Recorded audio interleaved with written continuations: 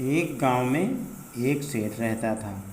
वह हर रोज साधुओं को भोजन कराता था, पर उसकी पत्नी सेठ के इस काम में नाराज रहती थी। एक दिन सेठ की पत्नी को तेज बुखार था और वो दर्द के मारे लेटी हुई थी। तभी अचानक सेठ को देखकर उठकर बैठ गई। उनके साथ 5 साधु भी थे। सेठ ने अपनी पत्नी से कहा, आज ये हमारे मेहमान हैं, इन सभी साधुओं को अच्छे अच्छे स्वादिष्ट पकवान बनाकर खिलाओ और स्वर्ण मुद्राएं देकर विदा करो। ये कहकर सेठ चला गया। साधु अपने अपने आसन पर बैठ गए। सेठ की पत्नी ने सोचा कि क्यों ना वो अपनी पड़ोस की स्त्री को बुलाकर उससे कुछ सहायता ले ले। यह सोचकर वो पड़ोसिन को बुलाने चली गई। पड़ोसिन स्त्री ने उसकी सारी बातें सुनी। स्त्री ने देखा उसका शरीर बुखार से तप रहा था। उसे सेठ की स्त्री पर दया आ गई और उसने सेठानी को कोई तरकीब बताकर अपने काम में लग गई।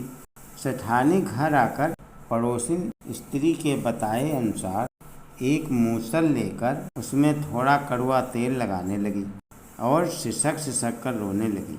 साधु उसे रोता देखकर बोले, बेटी क्या बात है, आखिर तुम क्यों रो रही हो और इस मूसल में तेल क्यों लगा रही हो?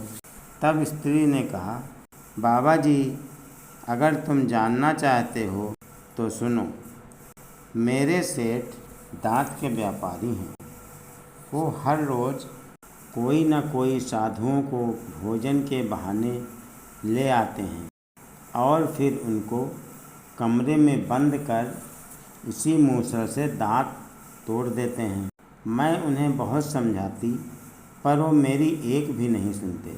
वो देखो पीछे वाले कमरे में कितने दांत रखे हैं और आज तुम लोगों के भी दांत तोड़े जाएंगे।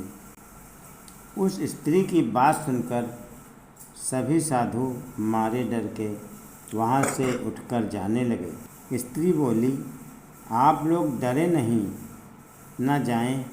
मैंने मूसल में इतना तेल लगा दिया है कि तुम्हें दांत तोड़ते समय ज़्यादा दर्द नहीं होगी।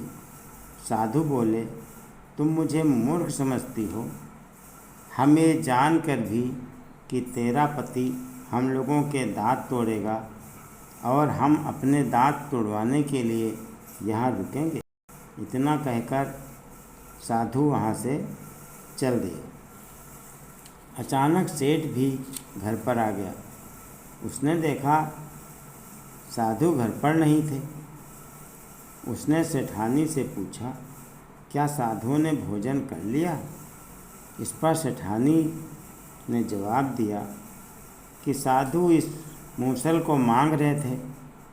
मेरे घर पर एक ही मूसल था, सो मैंने उन्हें देने से इनकार कर दिया। तभी वो नाराज होकर यहाँ से चले गए। ये सुनकर सेठ अपनी सेठानी से गुस्सा कर बोला, लाओ मुझे यह मूसल दे दो, मैं उन्हें दौड़ कर दे आता हूँ। और मूसल लेकर तेजी से साधुओं की तरफ दौड़ा और ज़ोर ज़ोर से चिल्लाने लगा, साधु बाबा रुक जाइए, साधु बाबा रुक जाइए, मैं मूसल लेकर आ रहा हूँ, तुम रुक जाओ। साधुओं ने देखा सेठ मूसल लिए पीछे पीछे दौड़ा आ रहा है, तो वो मारे डर के और तेज भागे और बोले, हम इतना मूर्ख नहीं हैं जितना तुम समझते हो। हमें सेठानी ने सब कुछ बता दिया है कि तुम हम साधुओं के दांत तोड़ना चाहते हो। अब हम तुम्हारी बातों में नहीं आएंगे। ये सुनकर सेठ हक्का बक्का रह गया और अपने घर वापस लौट आया।